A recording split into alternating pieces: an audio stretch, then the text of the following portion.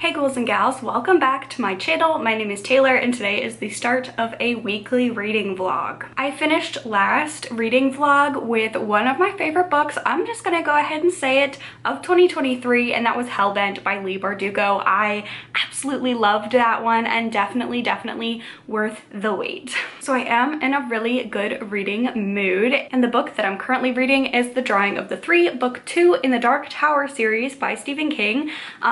I had mentioned that the first book in this series was very so-so for me. For it not being like a very large book, it felt so long, and the second half definitely was better than the first half. That piqued my interest, that really got me interested in the sort of cosmic, sci-fi, fantasy sort of world that was being built. So I did go ahead and start the second book, and I'm just gonna say right now, I do love, first of all, I love a book in a series that has a little recap in the beginning, because I read The Gunslinger, I want to say in September, October now, maybe it was November. It wasn't December, I don't think, but a couple months ago now. So it was nice to have a little recap.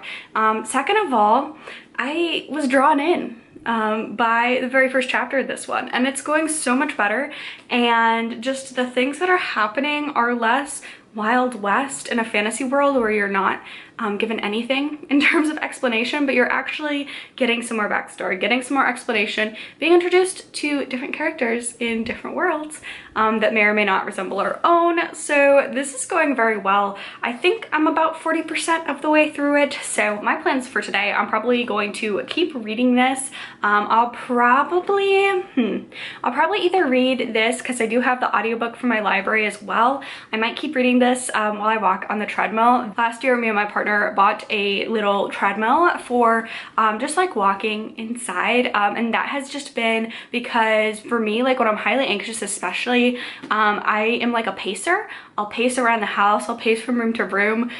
Sometimes when like I was reading or doing something else, if I was anxious, I would pace while doing it. So also I'm several years from this now, but I'm trying to get away from very toxic orthorexia and like disordered exercise habits. So I'm trying to just walk for pleasure, walk for fun, and also just walking just greatly helps my mental health. So I will either listen to the audiobook while walking on the treadmill. Also, what I have been doing lately is walking on the treadmill while playing Pokemon, because if I'm going to be playing Pokemon Scarlet for like an hour anyway, why not hop on the treadmill? And so that's just been fun for me, just not setting a goal every day of like exercise or really intensive like lifting or exercise programs designed for weight loss or anything like that, but just when I'm feeling anxious, I'll hop on the treadmill and walk like very slowly. It's not even set at like 2 miles an hour or anything like that, but just walk for 10 minutes. So I've really been enjoying that, and my audiobook time has increased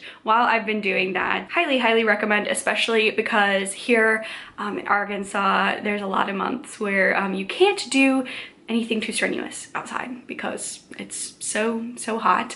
And then just like in the winter too, it's nice having something indoors. So highly recommend that. That has been helping my mental health a lot. But yeah, I am going to read this and pick something else up. My reading plans have kind of been a little bit all over the place because I'm supporting the HarperCollins union strike going on right now, and like trying to figure out, like for me, how I can best do that in every single aspect. Definitely I was looking through, like I haven't done a best of this year because I didn't want to give time to a lot of books that happen to be from HarperCollins, especially in the middle of their strike, which is still going on. It was going on in December. I think they're maybe on like day 40, like 40s or 40 or 50 days of striking for literally just living wages and working conditions. So that's been hard because I don't want to talk about any books that have come out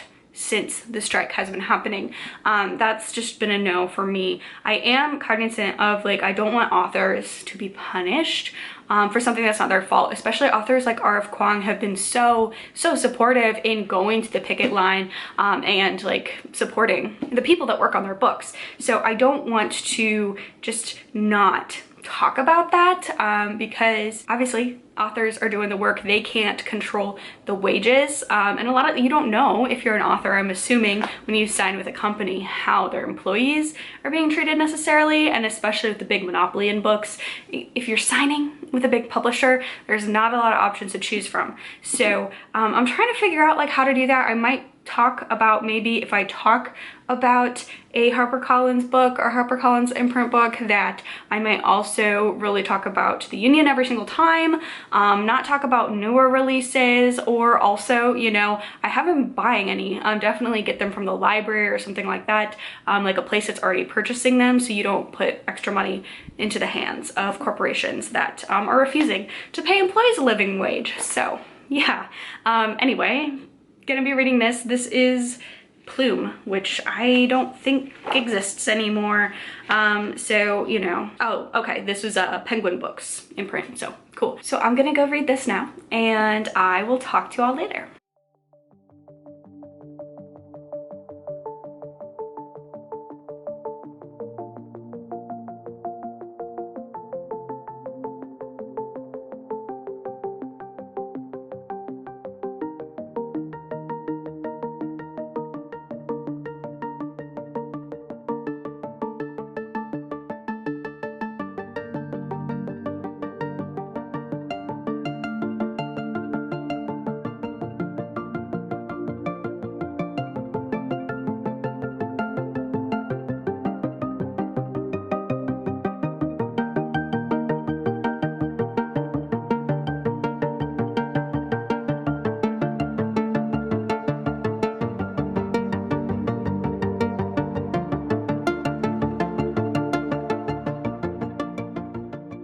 Is it time for a reading update? Yes.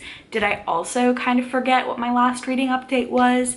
Also yes. So hopefully this isn't too redundant, but yeah, reading update. Been reading lots of good books, lots of very interesting books too. It's been such a mixed bag. And when I say mixed bag, I definitely mean like the genres. I'm really liking everything that I've been reading. So I'm trying to think. I think I talked to y'all about how I was reading The Drawing of the Three by Stephen King, maybe. But I did read this. I finished it, and in true Stephen King fashion, I feel like I could have guessed this by what I know about this man and his wordiness, and the fact that this isn't too big and the gunslinger isn't too big. The gunslinger introduces Roland, and this one introduces our other main characters and a little bit more world building. It was enjoyable, but still by the end of this, they're still getting ready to go on their way to the titular Dark Tower of the series, so lots of build-up. It's a slow start, but I am enjoying it. I did enjoy this. The cast of characters, very interesting. This definitely was feeling very, very sci-fi Western to me, as opposed to the last one felt like fantasy Western, so enjoyed this, done with it. I did want to pick up the next book in the series, still thinking about it. I don't know if I'm gonna do it this week yet, because I did have a book kind of disrupt my plans for this week. And the book that's disrupting my plans that I didn't anticipate getting my hands on this early, just in terms of library holds, was Spare by Prince Harry. And this is kind of a trip. I'm not like a huge royal family fan. I'm not someone who like follows them or like is very, very interested in all of the comings and goings of that family. I know I say that I really like historical fiction about monarchies and stuff like that. Not a fan of the present day monarchy. However, I did hear some very interesting snippets from this book, as well as I generally am a fan of anything that is kind of shedding light and is not the most favorable or flattering portrait of the monarchy. So I definitely picked it up, wanted to see what all the hype was about.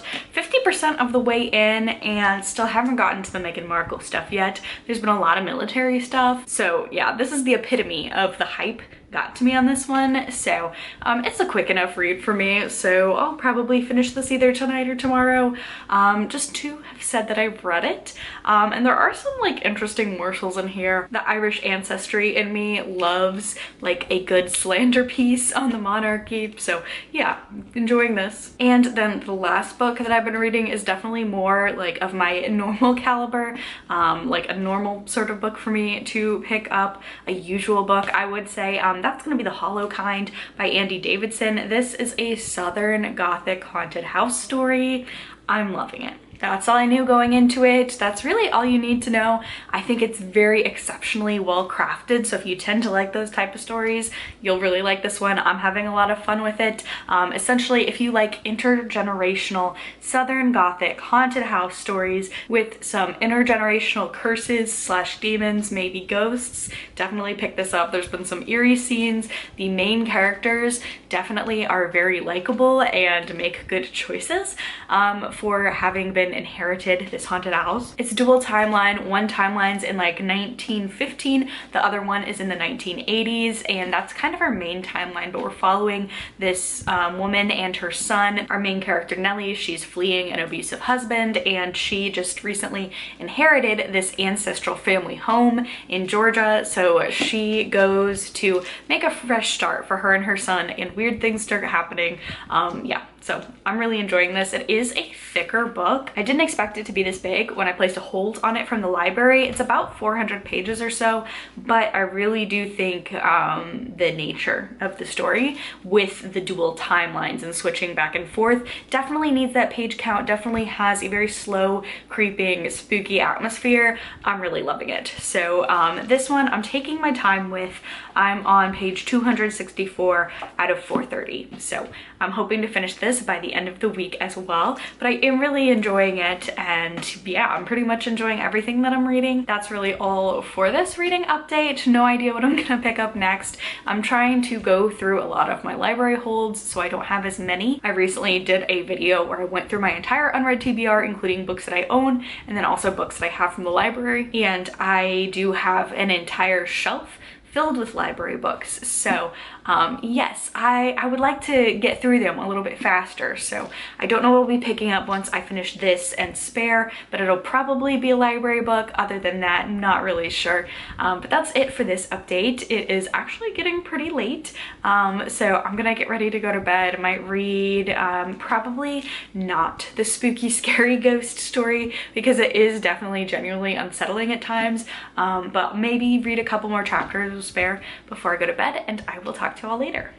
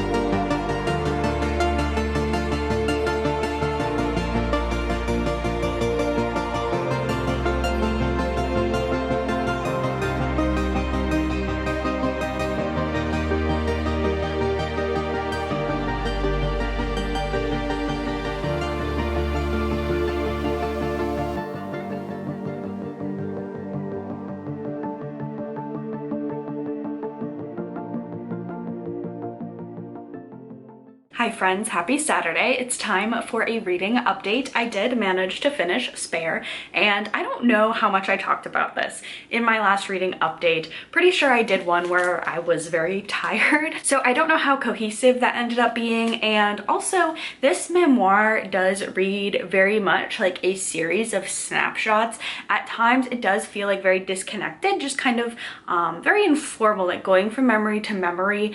And I really think that this is not like the very shocking tell-all that I think a lot of people were going to say that it was, just in the sense that this, I feel like, that I haven't seen being talked about is definitely, I would say, the biggest critique going through all of this book is Prince Harry, rightfully so, is very, very critical, not a fan of paparazzi and media coverage that he and especially his wife received, but really him having this horrible relationship with his own privacy, and even like the death of his mother. That really got to me when he talked about kind of the parallels he was seeing between some factors in his mother's death and how Princess Diana tragically died, and things that he was seeing in his own life with just terms of lack of privacy and how dangerous and like stalker-ish these situations become.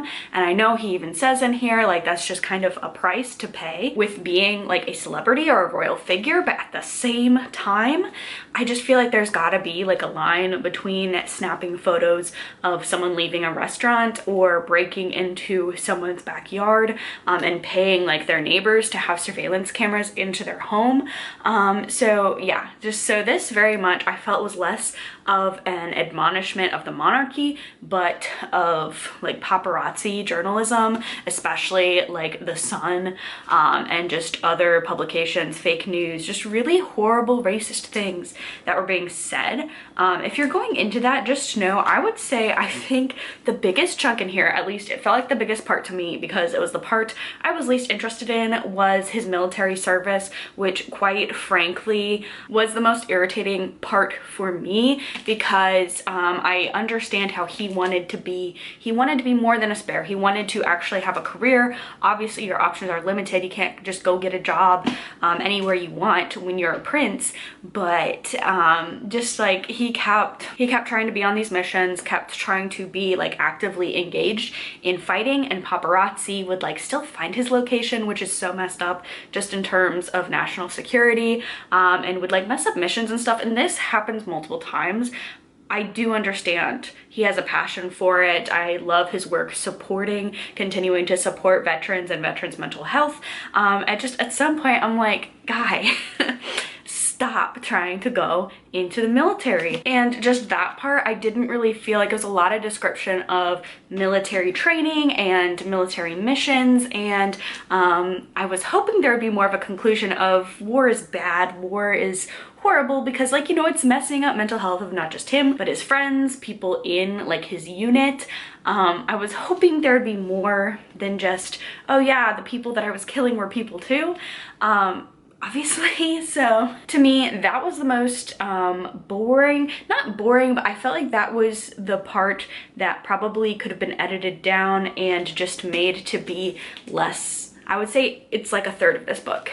So that to me, if you're going in wanting a dishy tell-all, you can probably skip most of that. And I would say definitely go into it knowing that he comes down harder on the paparazzi than his family, even though when he shares some details, especially towards the end of the book, I'm like, you should be harder on your family.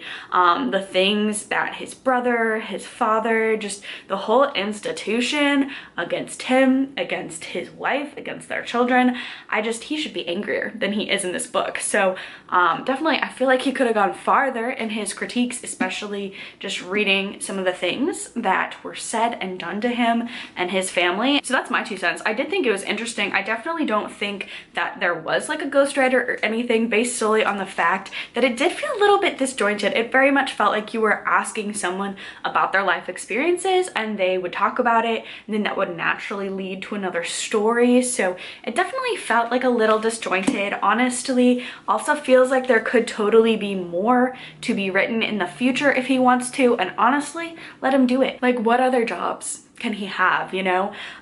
So I think, you know, keep critiquing the monarchy. Definitely he's not quite there with the critiques, or maybe he's just being professional about it. I would be a whole lot less professional. It was an interesting read. I'd say if you are very, very involved with this story, if you're very involved with the royals, I would probably guess there's nothing in here that you didn't already know. But it is an interesting read, and just kind of seeing like the full extent of how much like the media was twisting things, especially like the last third of the book when he does meet Meghan and all of the struggles that they have to overcome together. That was That was hard. So yeah, it was an interesting read. I did end up getting like a lucky skip the line copy on Libby while I was reading this. So I got to kind of switch back and forth. He does read the audiobook. Very interesting. Yeah, I would say it's definitely not as like hot piping tea as everyone claims to say. I feel like a lot of this we've already seen, especially if like, you've watched the Oprah interview or just know of like the whole situation. I definitely think, just final thoughts, definitely should be calling out the paparazzi and things like that, and then he could be a whole lot meaner to the institutions that really failed him and his family. So yeah, interesting read. Definitely not what I normally read, but it was fun. I guess it lived up to the hype. I'd probably recommend the audiobook just for the simple fact when someone's telling you their own life story. For me, listening to that just adds a little extra element, so I would recommend. It was a good read. Now moving on to the other book that I am currently reading, The Hollow Kind. I am on page 300. This is so good. This is such a good, solid horror novel. I'm really enjoying it. If you like haunted house fiction, if you just love the tropes of a family, like not even drama, like a intergenerational, that sort of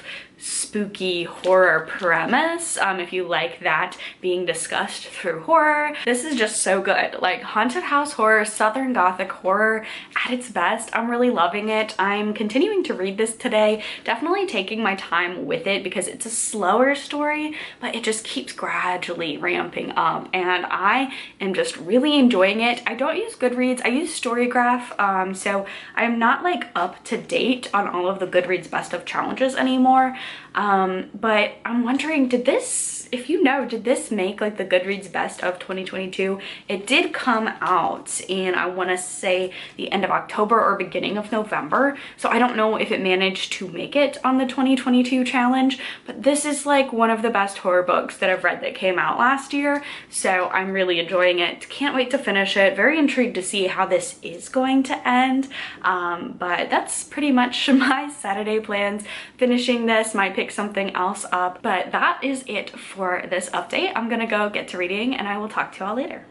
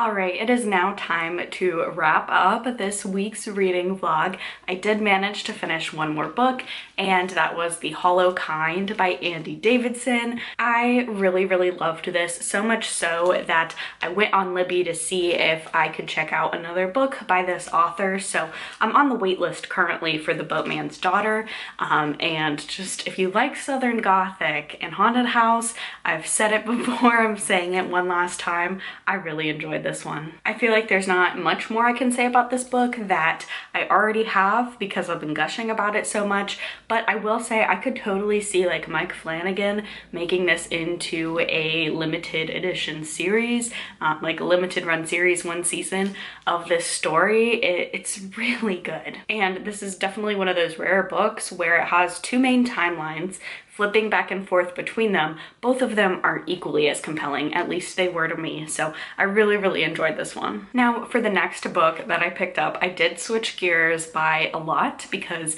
even though I wanted to dive directly into another horror book, I definitely feel that, at least especially for horror, for me, if I read one, switch it up to a completely different genre, and then go back to horror, it hits a little harder. I definitely don't want to like accidentally desensitize myself, or maybe not feel horror as strongly for a book if I'm just constantly reading it. So I like having books like this as a placeholder in between. Not that horrible things don't happen in history, but historical fiction is just generally like a cozier genre for me to read from. So I am just about halfway through The Other Boleyn Girl by Philippa Gregory. Once I finish this, I am going to seek out the film adaptation. It came out in 2008 with Scarlett Johansson and Natalie Portman. I definitely feel like just looking at just the cover of the movie, it's probably going to be a little bit different than this book. Probably just going to be more scandalous and skip over some of the social commentary. But I could be judging it too harshly. But I am excited to maybe watch that after I finish this. I am really enjoying it. This was, funnily enough, I feel like I've talked about last year, towards the end of the year in like December, I read maybe like 10 books by this author. And that was primarily because I had wanted to read this book and I had picked up a random book by her. It was her new book, Dawnlands, which is third in a different series, and then fell down this rabbit hole of me wanting to read all of her books. So I'm pretty sure this is like what this author, Philippa Gregory, is most known for, because I think largely in part of the film adaptation. So The Other Boleyn Girl, I am reading this one currently. I'm pretty much, I'd say almost like exactly halfway through this one. So enjoying that. And next week, if you catch the vlog, I did get some book mail and I'll definitely be picking it up because I finally got in my copy of How to Sell a Haunted House by Grady Hendrix. I've had this book pre-ordered since last year around this time. It was delayed. I've been waiting for it for such a long time. I'm very, very excited to get to this one. I love haunted house horror. I've said it before, I'll say it again. I know I've said it a lot of times in this vlog. I love Grady Hendrix, so I'm very, very excited to get to this one. So definitely going to be picking this up once I finish The Other Boleyn Girl. But that is going to be it for this week's reading vlog. If you enjoyed it, please be sure to give a thumbs up, leave a comment down below, subscribe to my channel for more content from me. Stay safe, stay spooky. I'll see y'all in the next one. Bye.